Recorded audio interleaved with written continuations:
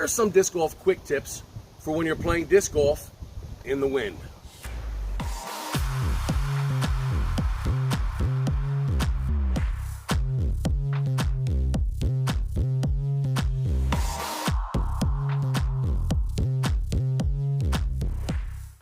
First of all, when you're throwing into the wind, you want to make sure in your bag you have a few discs that are called overstable.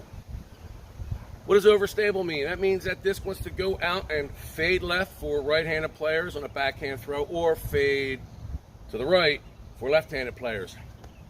How do you know if a disc is overstable? Well, a lot of times it might say it on the disc, or if you go online and look the disc up, it'll tell you if it's overstable, stable, or understable. Or you look at the flight rating, speed, glide, turn, and fade. On the turn, you want a 0 or a 1. My Discraft drone is a 1 on the turn. And then when it comes to fade, just say you have a 0 turn, a fade of maybe 2. A lot of times, most of the time, they're a little overstable, unless you've got a disc that's flippy. But you want something with a 0 turn and a fade of like 3 or 4. Those are severely overstable.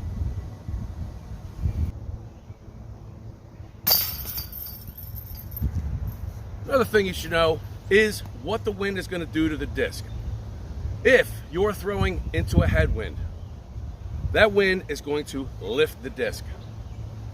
If you are throwing into a tailwind, that wind is going to push your disc down. If you're throwing a disc that is stable to understable, which basically the turn would be a -1, -2, -3, and a very understable -4. If you're throwing those into a headwind, and even something that's stable, it's going to go out and turn over on you. Now that's fine if you need that shot. Me, I don't flick too often. So if I need a disc to go right, instead of fading left, I'm gonna throw something understable. And if it's into a headwind, on a windy day, I know it's going to go out and go like this, but that might not be the case for every shot. So you need to know your discs and what they're going to do in the wind.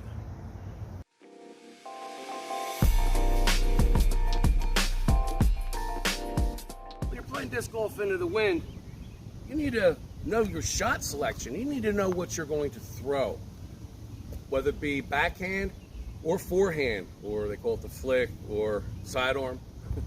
Anyway, really simple. The wind is blowing this way, and I throw this disc out backhand. It's going to go out, it's going to fade left. When this disc goes out, the flight plate face here is actually facing to the wind, so it's fighting against the wind. Now, if the wind is blowing this way, and I'm throwing a disc out that fades left, as soon as I throw this disc and the bottom exposes itself to the wind, that wind is going to grab this disc and it is going to push it. Now, if I need to go out and get to the right and the wind is blowing this way, the smart thing to do, that's when you want to pull out your forehand.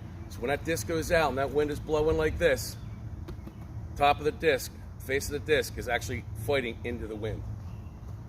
So you want to really analyze your shot and what you're throwing to get yourself to those chains.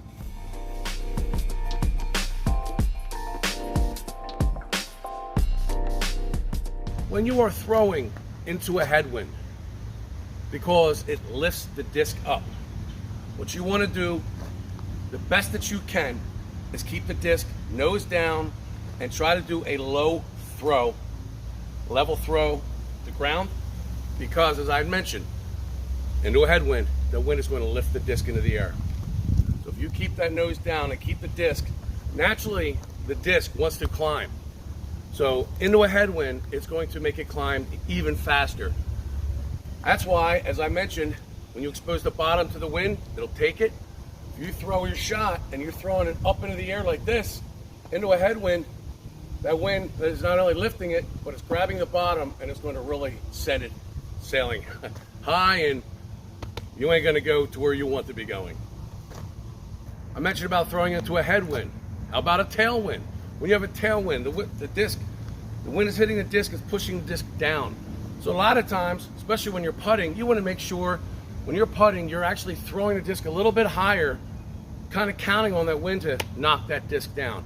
And when you're throwing a drive into a tailwind, you probably want to adjust your line and make it just a little bit higher so that disc will have more time in the air and carry farther before that wind wants to just kick it down.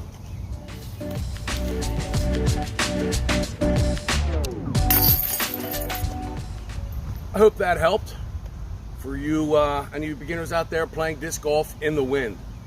I know sometimes it can be a little bit frustrating, maybe sometimes even overwhelming, all depending on the type of wind you're playing in. I mean, if you're dealing with a mild breeze, no big deal. You know, it helps keep you cool in the summertime. But when you get them days with the really, really gusty winds, just try to keep these in mind. I hope these tips came in handy for you. And the next time you're out on the disc golf course playing in wind, you can play with absolute confidence. I'm Aaron Jamison, and this is Chain Raider Disc Golf.